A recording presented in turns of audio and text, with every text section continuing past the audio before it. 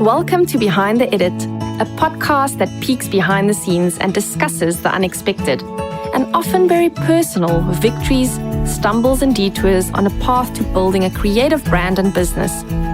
I'm your host, Christine Mankies, creative pioneer, award-winning photographer, founder of the Pretty Blog, editor, visual storyteller, problem solver, recovering workaholic, mom, and dynamic dot connector.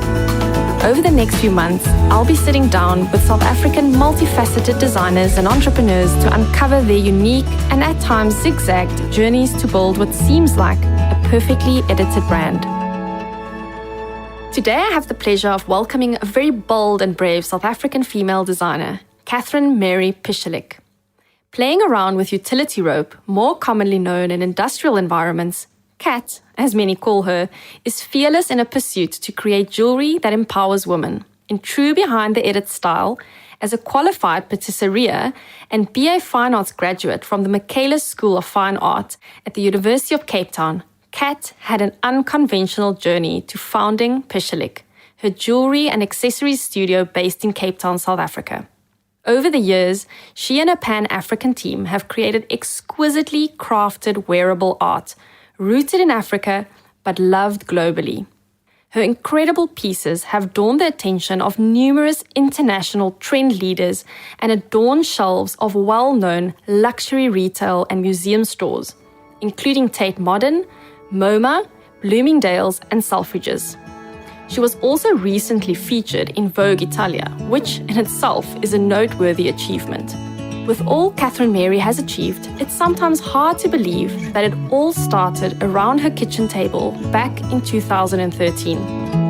Okay, Kat, welcome to Behind the Edit. Especially as a minimalist, I'm very inspired by your boldness, your color usage, and your fun personality. I remember the first time I heard you speak at, I think it was 2015, at Business of Design, the conference. Yes. And before that, I came across your brand and I've been following it on platforms, but it was the first time I saw you speaking. And for me as an entrepreneur, I thought this woman has what it takes. So I'm very curious to know what your take is on, as a creative, I don't think we're very well known as business people. And we don't necessarily start with all the business skills. So this business meets creative. How did you approach that? If we had to go back to Kat in her mid-20s, what did that look like? From the beginning, I've always brought design thinking to the way that I do business. I studied fine arts and then I also did a pastry chefing diploma. And both of those are very process-driven. So if you're baking, you know what it is. It's limited materials, going through a step-by-step process. You're looking at consistency and you're looking at an output. And they're actually quite sculptural, if you think about it from a pastry chefing. You know, people said the early pieces looked a lot like kind of strudels, and they had that sort of patisserie element to them. When I've approached business from the nascence, it's always been around what are the possibilities, what are the opportunities? When a challenge arises, like what do I have in my arsenal that already exists that I can rethink? So I guess my entrepreneurship is also a style that is incredibly connected to the way that I design. I don't see them as dissimilar. As I'm a designer, I think I'm also a businesswoman, sometimes to my shortfall, but sometimes to my benefit. So it's like having a toolkit, basically, and you draw from that toolkit. Yes. From the outset, I find it fascinating that you came from a patisserie background, now in jewellery. Let's first go into how you went from patisserie to jewellery. Just give us a bit of background into that. I graduated from Michaelis School of Fine Arts, majoring in printmaking. Then I had a brief stint in word-of-mouth marketing, like at a place called, Have You Heard? For like 4 or 5 months. And then I did my pastry chefing diploma simultaneously, moved to London, did an internship at Art Review, which is an art journal based in Clerkenwell, and then simultaneously was working in a bakery in Brixton. Saved up money and then traveled working on organic farms through Spain, traveled India, returned home, broke, quite lost, disheartened by the food industry, feeling like I definitely, 3 a.m., 4 a.m., it's not my story. and it's not as quaint and French provincial village that I as cute and pretty as I thought it was going to be. It was actually quite industrial and quite physically intense. So then I started my first website, Pichulik, and it was food, words, and jewellery. And I was selling food at a market, I was writing articles, and then I was playing with jewellery at night. Jewelry has always been kind of a hobby. I've always assemblaged things, made my own eclectic pieces, and then people started to like it. And then my business grew out of responding to a demand. I didn't go the process of being like, this is my business plan, this is my concept, this is how I'm going to reach market, etc. It was very much from the space of, I've made these things, now I suddenly have orders from shops because I've been on a Mercedes-Benz Fashion Week runway. How the hell am I going to make these pieces? Because I can't do them by myself. My domestic worker, her friend, comes, joins me on the kitchen table. Then Pichulik starts to begin. It was responding to a demand. And then once you start to respond to the demand, you start to build a bit of operational expenses. Then you have an expectation to turn a certain amount of revenue to sustain that. And so the tumbleweed grows. The process flows. Yeah, it flows, yeah. Makes me think of a very good friend of mine. We started a little design company. I studied visual communication at Stellenbosch University. And from the outset, obviously, now ending your studies, you need to start making an income. And we started a little company called Creative Lounge. And we were operating from our lounge and we were very creative. And we started a website, Creative Lounge. And the only emails I think we ever received were people that asked for furniture. Oh, wow. Of course. Very, very creative. So that didn't work so well. And I think responding to, like you said, like to a market is an important aspect for all creatives because you have an idea, but you don't know if it's going to work. You were trying 3 things and one stuck and you went with that. So taking your creative brainchild, these jewelry pieces that I've also heard people were buying off your neck, so the demand was high. Yeah. How did taking a product and commercializing that creative brainchild, it's obviously developing here in the back of your mind, what could this be? What is this going to look like? Like envisioning that, but then also the pressure of making it commercially viable, like that process. Unwrap that a bit for me. What did that look like? We've been very lucky in the sense that we've had a very trusting and connected audience. And I think that's by virtue of the language of the brand and the intimacy of the brand from the get-go. So what that means is that our product development, and you call the commercialization of taking an idea to market, it's always been in relationship to our audience. And they've been very forgiving in product development. They've given us full-blown feedback loops on refinement. We've always done surveys throughout the brand. Because at the end of the day, what differentiates jewelry is that it's not an artwork that's independent. It exists and lives in relationship to people wearing it every day. So you've really got to be in touch with what those needs are. And it's been this continual feedback loop which has allowed us to refine and cater for our audience better. And also what's interesting is the longer you do something, the more data you gather and the more you understand about what you do. And, I've been quite specific of sticking to a restrained amount of materials. And that was quite conscious. And that's kind of an art practice thinking that I mentioned earlier around design thinking is using rope and sticking to rope has allowed us to deepen our understanding of that materiality. And therefore, we've been able to innovate with it. So it's kind of answering that in 2 folds. That's so well said. I'm curious to just go back one step when you mentioned about the data, and obviously you're getting various types of feedback. So you're getting we love this is amazing, create more. And then you get the, maybe not, but I know in our business, we have received negative feedback. First of all, let me ask, are you quite emotionally connected still to the brand? Absolutely. Absolutely. And how do you deal with the negative feedback? What is your process as the founder of this and the creative director and the one that needs to take the brand further, take the creative direction further? Like, how do you process that?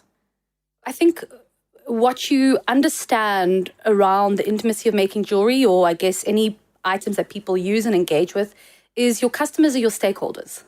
They're not separate to me. They're part of me. So when they're giving me that feedback, they've got invested interest in making my brand better, which serves me as a creative director, serves me as a founder. So if I see their criticism as something separate, I can get hurt or offended. Obviously, my natural instinct, because I am so connected to it, I do get quite emotional,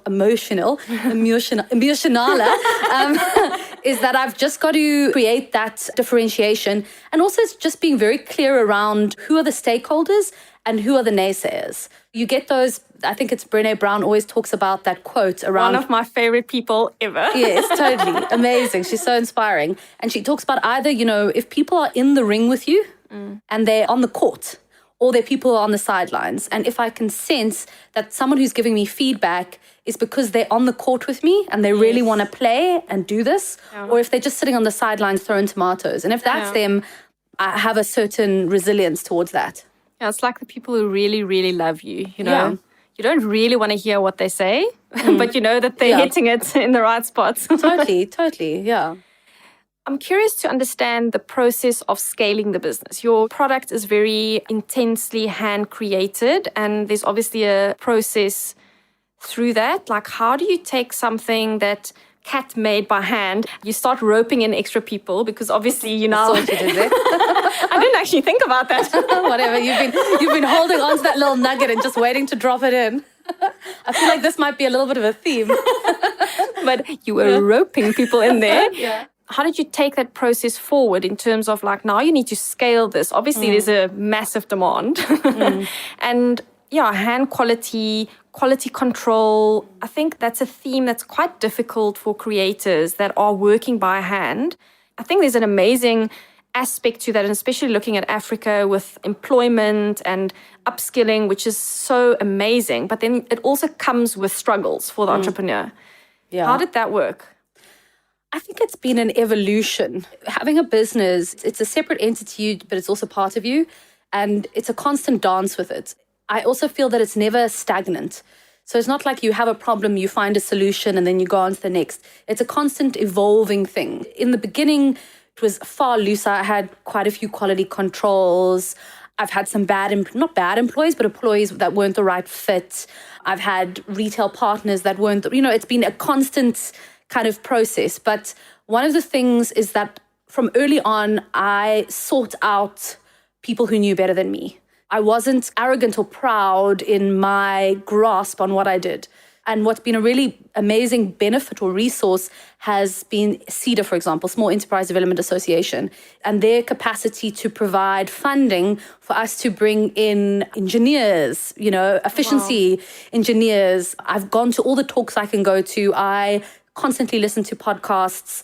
I engage with people who do this, who do production management, And then on another aspect of it is I come from a pastry space, and you're essentially making recipes. So how do I reproduce the same item with the same output regularly and consistently? And that is essentially a recipe.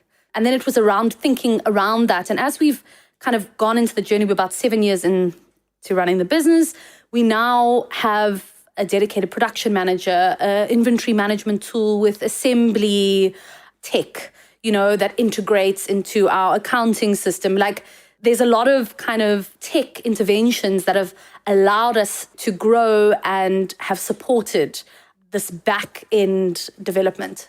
There's so many aspects I want to touch on now. Like, my brain is going But I think what you're mentioning now is that this whole journey isn't linear, right? There's this, I want to say, spaghetti movement of things happening in the back. And you obviously know what you're good at, but you're also reaching out to other professionals. Something I learned along the way is at some stage in your business to allow the business to actually enable it to grow and to really get to the place that it can be by you holding on to everything. You're actually holding back the business.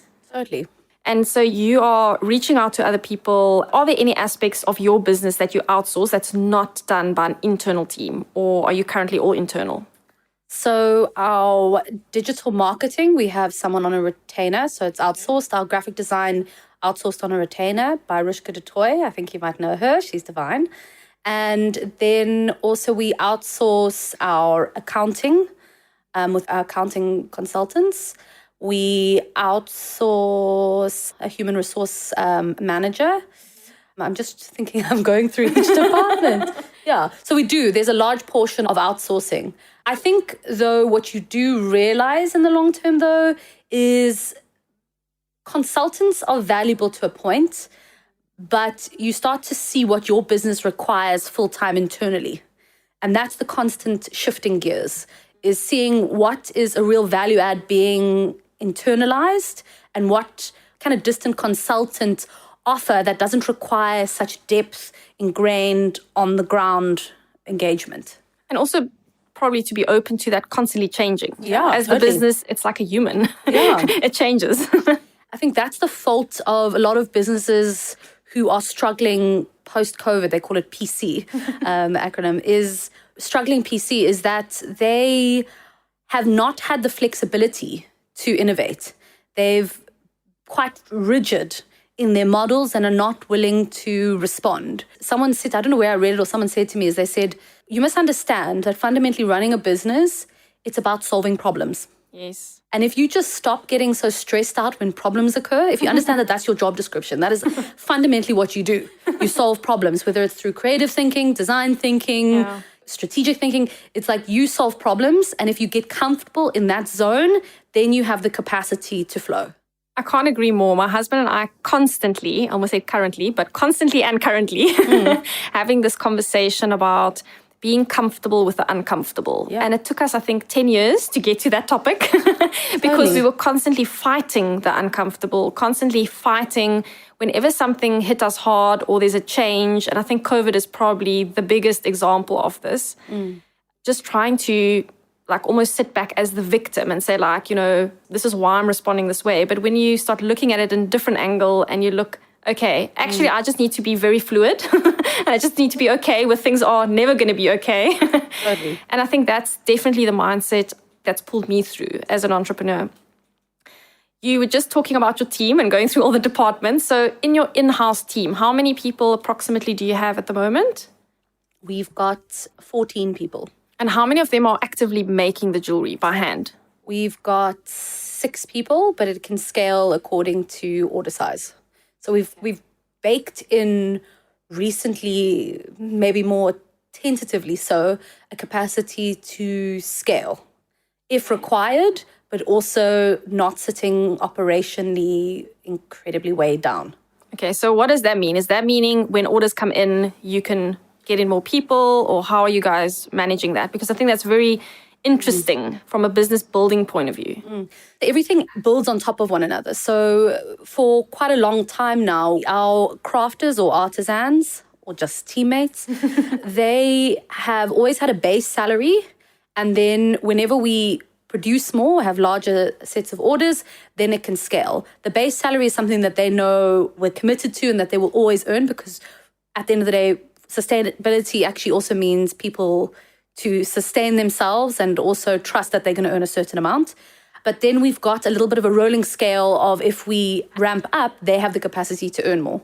So that's same as what's happening now. Some of our teammates are working from home, and we've organized a kind of a distribution. So it's a decentralized production model, and we are dropping off materials, little packs, and then collecting, just because we want them to save on transport costs, because they're living in peripheral spaces outside of the city center.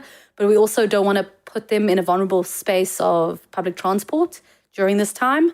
So it's us kind of reconfiguring our production model in order to be agile, so that should we hop into another lockdown as winter approaches, we've already ironed out and really put some kind of gas on this model. So did this all come out of COVID, I'm assuming? We were already playing in the field of per unit costing for labor. So each piece, they get a remuneration for the crafting on it. And then they have a base level salary that's made up of a certain amount of production, and then we can scale it to more orders. So we've already had that model in existence, but now we're really seeing it sweat and work itself. And the decentralization from working from home has been something that we have been playing around with since COVID. Before we started recording, you mentioned that you got married, like literally just before COVID hit. And obviously with lockdown happening, so many changes, so many challenges. what happened in your brain? Like, what was going through Kat's brain at that stage? And obviously not knowing what's going to happen, like a lot of uncertainties. Take us through that journey from initial stage 5 lockdown to kind of where we now. What happened? So I think it's important to mention, because I think, a founder or a creative director is quite emotionally involved. So whatever you're going through is going to mirror itself in your business. So I also lost my dad. He passed away in June last year. Oh, I'm sorry to hear. And also my apartment block was on fire. So I had like three I got married, COVID hit, apartment block on fire, and then my dad dies. So I had like quite a lot of trauma, and not in a victim space, but I'm just laying those out there so you can understand the moving parts. Then, processing this whole thing, I think I was forced to surrender, in the sense of going, okay, I love using the word isness.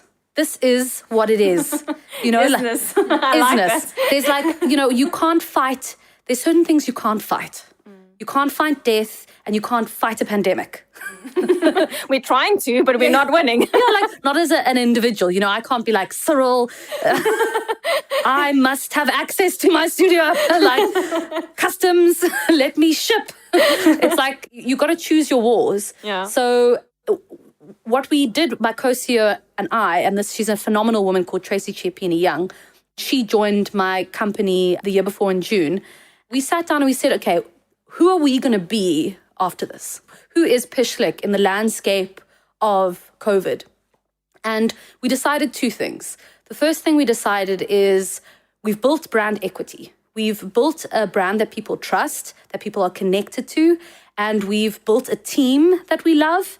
And so our priority there is we want to protect our brand and we want to protect our team. So those are our two goals. Now, to protect our brand, what does that mean? It means we cannot discount our product, because we will essentially lose our market segment and our market hold and our brand equity. So, where a lot of people went and did 60% off, crash sales, we said no sales. What we rather do is we suck in, we get focused, we look at the data, we figure out who is our woman, what does she want, what is selling, what's moving. Let's figure these elements out. And then we focus on telling our stories better, making our product better, and ensuring the safety and health and sustainability of our staff. So that was out. It wasn't about desperation. It wasn't about chaos. It was about getting very clear about who we wanted to be when we came out. And we feel kind of very proud that we've retrenched one person. Wow, well done. During this period. And yes, we've accessed TERS, etc., and other kind of government-based benefits, and we've also had to do reduced hours, etc., but we've retained them. And then on a second level is we haven't done any sales, and we're still here. You've got to choose which battles you want to win. I think That was very dramatic. No, but I'm just like, you've got to choose. Braveheart over here. Just calm your boots. No, but you know what? I love how passionate you are about this, because you've obviously thought it through. And I think that it comes down to being very confident in what you do. You've obviously built up, like you've said, a brand that people love, but also that you love. That comes through very clearly. And I think being very focused, as you mentioned, to just distill what are the things that we really do have. And it actually like loops back to the conversation where you said, what tools do I have? And I think as an entrepreneur, you don't start with everything. You don't start with like having the outsourced HR department and the legal team on call and the rest, But you start out with a few things. And you just basically said, in crisis, I went back to that. I went back to my roots. I looked, what do I have in my pocket? What can I use? The other thing I took out of that is that you didn't move from a place of fear. Totally. I literally have goosebumps as I'm saying that, because I think what the pandemic has done is it's either made you really fearful of where you're at, what the future holds, or it's made you incredibly thankful for what you have and grateful for what you've experienced. And like, how can you basically use that as a tool in your pocket? Totally. I don't know if you've ever heard of the Course of Miracles. And Marianne Williamson, the famous quote that we all attribute to Nelson Mandela, it's not your darkness that you fear, it's your lightness. That actually was written by Marianne Williamson in Return to Love. Did you walk past our boardroom? No. It's actually printed on the wall. Oh, wow. Crazy. Serendipitous. Crazy. That is literally my favorite quote.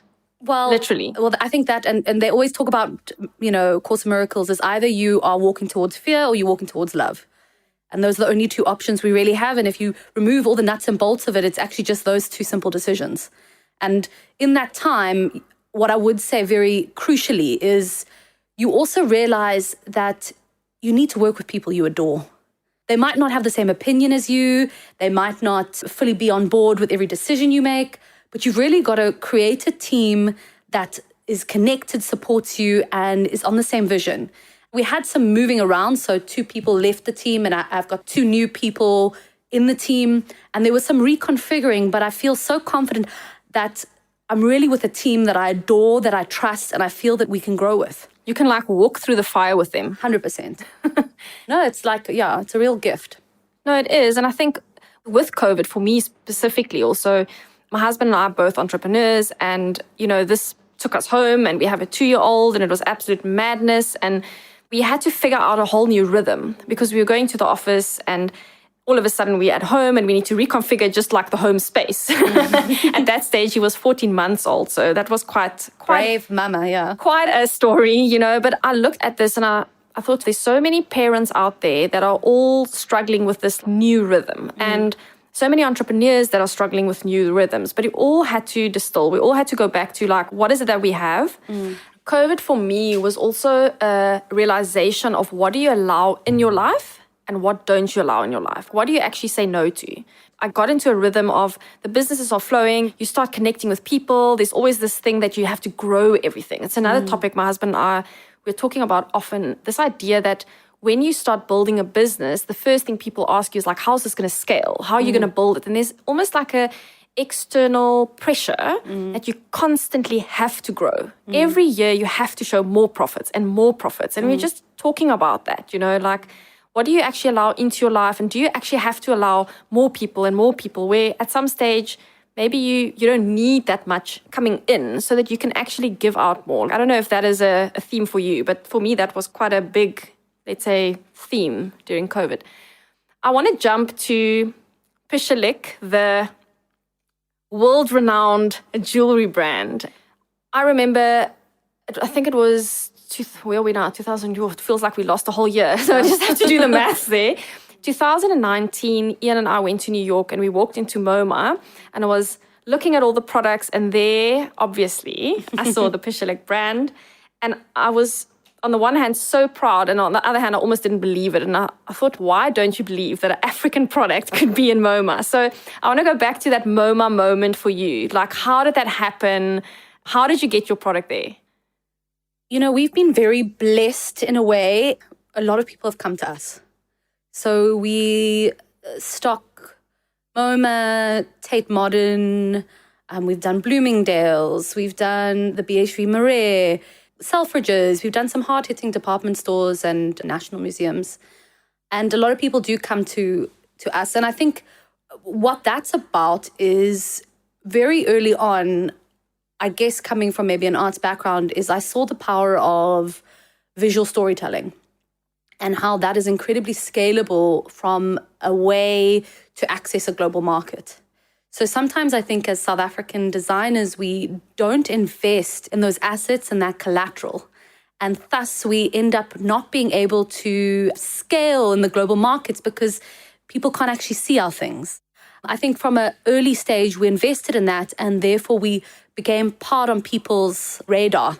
And then they came to us. And for me, coming from a fine arts background, it's very exciting for the brand to be in MoMA because it makes sense. It's incredible. And it's also yes, we've got a very strong African DNA, but also a lot of our pieces are a tribute to the craft heritage of feminist arts from the 70s. It's kind of a testament to a lot of textile artists. And so I think that tactile quality, the interesting play of colors, the rethinking of industrial material into something that is sacred or precious, these all speak to the art story and the art making process. And that's why I think they're very snug in a museum store space. You've been quite, I want to say lucky, but I'm going to use that word very carefully, Do you believe in the idea that luck did play a part in the kind of PR and your story being spread through different magazines and the media, or was that quite intentional in your design of this brand? I think everything is around a convergence of different attributing factors. And so I think you have a combination of suddenly people getting interested in Africa as a design space. You get this development of things such as the biscuit mill market, where you started to see small producers having access to an international market without having to spend to be in the waterfront. You have the watershed. So you start to have these places within our city that allowed us kind of young brands to have access to a global market. You have the development of social media and e-commerce. And so you see a convergence of all those things. Then you also we've always said bold jewelry, brave women, and we've always had a very strong feminist for women attitude. And that's become kind of pop culture now. But we were doing this in 2012, 2013. But I think it's a convergence of that, a for-woman brand based in Africa, baked in with a social impact story, being in Cape Town, which has become a cosmopolitan kind of global holiday destination, and woman-owned. And I think those all come together that they feel like a good story, which I guess could be luck, could be zeitgeist, who knows. But yes, I think we were at a nice time to go into the market because people were starting to share stories of Africa and put us on the map. Timing does play a huge role. Yeah, 100%. Yeah. With the global market being what it is currently, and with COVID, what is your feeling? I don't want to say what is your vision or what is your prediction, but what is your feeling of what is this going to look like for South Africa being quite exposed to the idea that we currently don't have tourists here? And you were saying, a lot of the smaller producers, we do have that access to global markets, but on our own ground, they come here. What do you think the next year looks like? It's made two things very key. On one level, it's forced us not to be lazy. Because I think as South African brands, specifically playing in the craft sector or being exposed in the tourist market, is you can become a little bit lazy just being oh, well, every season we do so well that we can carry ourselves over and et cetera, et cetera. And we can kind of, not necessarily us, but you can just reproduce the same sort of product because it sells, et cetera. And what it's actually said is hey, don't forget about your local audience. Who are the women who are buying your stuff who live here? And so it's made me incredibly attuned and curious and interested to get to know our local audience. And then on another level, it's how do you tell stories to a global market that feel universal, but then also feel like they are from South Africa? So it's kind of twofold. And I come back to the survey thing that we do. I recently did a survey that we sent out. This blows my mind. It's 360 people did the survey, which for me is quite a lot of people to actually spend time to go and fill out a damn survey. They obviously love you. And they did it. And then they, I asked for Pichulik memories. And some of the memories, I wanted to have it verbatim how they said it. And some of the things, you hear everything about what you mean to a brand and what's important. And some of the key things that kept on coming up was, and I think this is quite beautiful and it makes me quite emotional to think about it, is a lot of people saying that they are maybe stuck in London or wherever they are, and they say, Pichulik reminds me of home. And that's such a gift. And that gives people such nostalgia and such connection to the brand. So when they're buying the pieces, it really feels like they've got home with them. And in a time where people are so isolated, so disconnected from where they're from, we feel very empowered and honored to be the vehicle for that. I guess that's the key takeaway on this, is that you've just got to be curious about what the person wants and needs who's buying your things. You don't just make things and send them out into the world. You've actually got to be in conversation with your buyer, and that is your biggest stakeholder, and that is actually where we should be looking now. So my prediction is you're not going to have macro communities, you're going to have micro communities, and you're going to have brands that speak to micro communities. These huge kind of multinationals are going to be crumbling and falling, and smaller niche groups are going to be emerging with brands that connect to them. And in order to be part of these micro communities, you've really got to have a deep understanding of the needs, the voice, and the feelings of that community. So I think it's going to be intimate. It's going to be customers that are stakeholders within your pieces. It's going to be conversational, and it's going to be co-creating, that what you make is in co-creation with your audience. And that is actually what social media allowed us to do, right? It's that constant loop of feedback where the whole idea behind social media is to be social. And it's not just media. Like if you look at traditional media, it's very much the brand telling you what to think and what to do and what to buy, where you've really embraced that as a brand to be in connection with your followers, with your audience, with your buyers, and to hear what they're saying. So moving forward with the design and what is coming for Pichulik, obviously you don't want to spill the beans, but just maybe give us some insight on how do you design? Now you've obviously got a team. Are you the person creating and then showing them, or is there some community designing process happening in the background? So I'm the creative director. A collection arises for me first as an emotional response. So I feel that there's a feeling, that there's a story that needs to be told. Very dramatic. But there's a story that needs to be told. And it kind of really does show up for me in my dreams, in the music I'm listening to, in the books that I seem to be attracting, and conversations I seem to be having. And then I start to gather a bunch of materials and I start to play, often in a lot of chaos. And from that chaos, I kind of distill it down to a collection. And in that process, my co-CEO and the commercial director, she's given me a bit of a collection architecture to tell me of how many pieces at this point that we need to bring out that speaks to this kind of market segment, etc. So I have a bit of restraint and a bit of kind of scaffolding to the collection. And then from there, I take those samples to my crafting and my production team. And they have intelligence in making. They really do. If you're making something day in and day out, you understand elements of that materiality that I won't. And there's where the collaborative process comes in, is in refining the product, maybe saying this ain't going to work because of A, B, and C. And then we distill until we release a collection. When I was younger, I would release these very vast collections, 23 SKUs. And now I've honed it all the way down. And that's been really about how do we better understand our pieces? How do we refine the quality and the production? And how can we better serve these items in people's wardrobes and in their lives? Has that process been quite informed by bringing in the commercial director? Absolutely. She's got a lot of experience in the industry. She's incredibly smart and disciplined. And I just have to say, if you've been an independent founder, it's a very lonely journey. And to have someone who I deeply respect and whose skill set are so complementary to mine, but also there's some nice overlaps, it's made this period so explorative and actually so challenging. I feel challenged by it in a juicy way. Yeah. But I'm sure you get that bounce back from her. Because all of a sudden, like you said, I know my dad always mentioned the corner office is the lonely office. Yes. And that I've found many times in trying to build a business or starting a brand is you always feel quite lonely in your thought process and you don't always know who you can talk to. Where I'm sure by bringing that person into the team, that's really changed the way you work. I always talk to the term weight-bearing skills. So when people ask about what is a leader has a capacity to hold weight. That's what we really do, is, our weight-bearing capacity.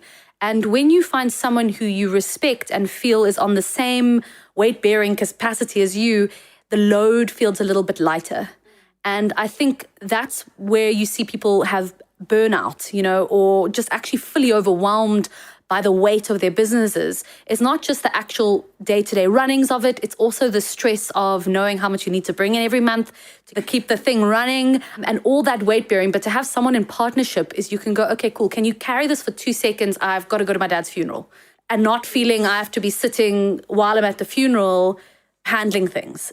It's such a beautiful dance in partnership. And I would really encourage anyone to do that if they find, I wouldn't say necessarily it's easy founding a company in partnership because you can potentially see a lot of breakups there, but finding someone to come into your business and whether they've got an equity within the business of it or whether they're just sitting at a position where they've got a profit share, it's just someone who is invested, got their knuckles in the game and are really there to support and share it with you. Definitely a dance. I think that's a beautiful picture. It needs to be in sync. Yeah. The dot.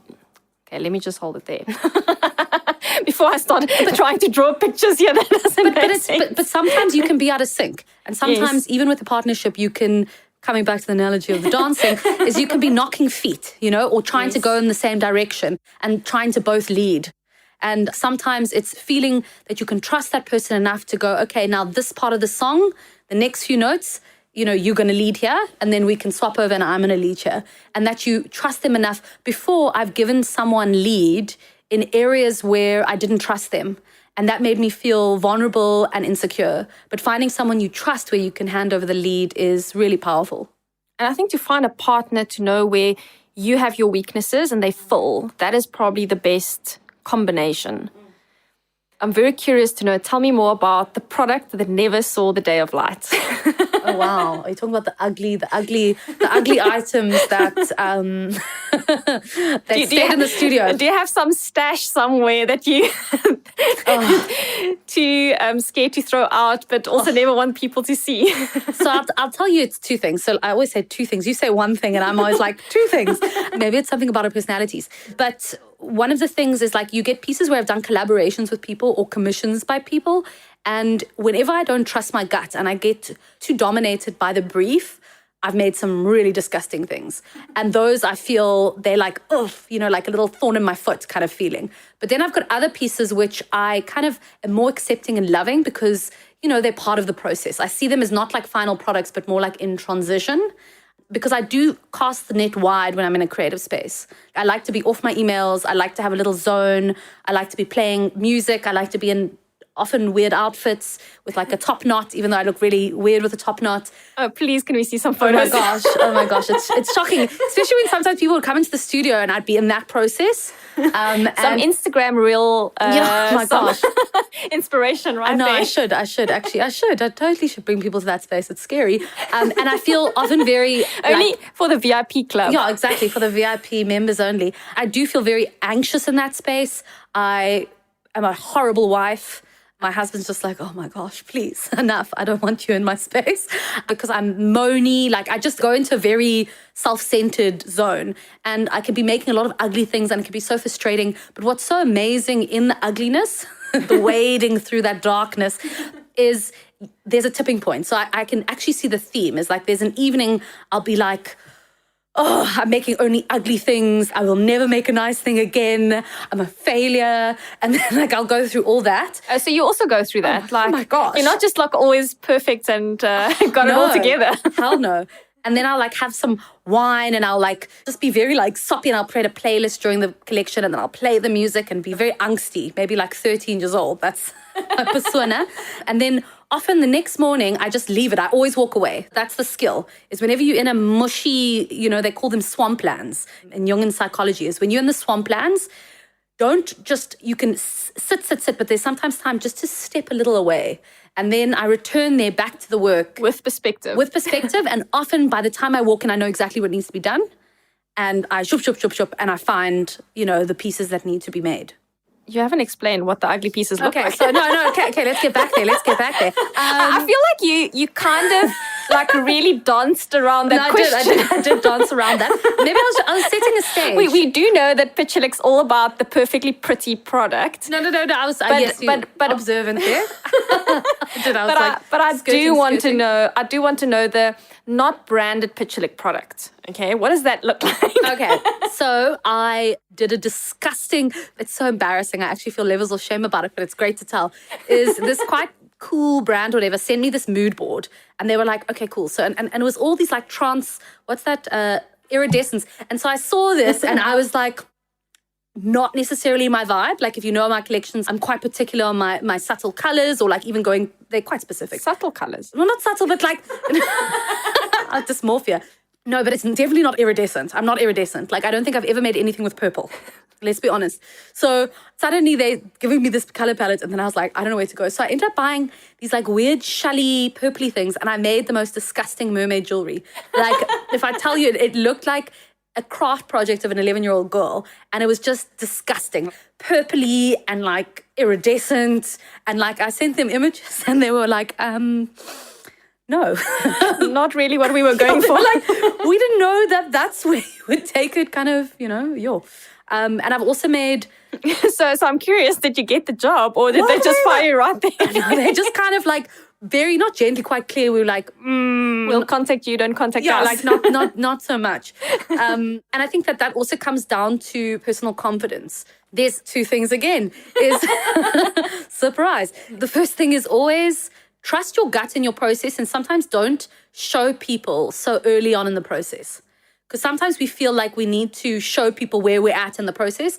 And then what happens is their voices become too involved in your creative process. Oh, that's good. Sometimes you need to actually, like, I go into my little kind of a hermit and I pull back and I make, but I can't go and like go to my team and be like, oh, this is what I'm making, because suddenly all their opinions, you know, their constructive opinions and their well-intentioned opinions, they start to become noise, and I actually don't do the beautiful full loop that I need to do creatively. It actually pulls you into different directions, correct, right? I get lost.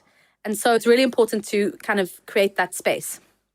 Kat, it was lovely to have you on Behind the Edit and to get so much insight into your brand, what you've done, and just all the best with everything that's coming up. Thanks for sharing and being so open and being so vulnerable with your storytelling. I'm inspired once again. I wish we could continue this for 2 hours. It went fast. Thank you so much. Thanks so much for being here. If you're enjoying Behind the Edit, please subscribe to the podcast wherever you listen, and don't forget to leave a review. For those who are curious, Behind the Edit is part of a larger drive to uplift our local design industry and sister company to the Pretty Blog. If you'd like to follow what we're building, please visit thelocaleditor.com and sign up to stay in the know. And as always, please keep spreading the local love on social media by following and tagging The Local Edit on Instagram. I'm Christine Mankies, and you're listening to Behind the Edit.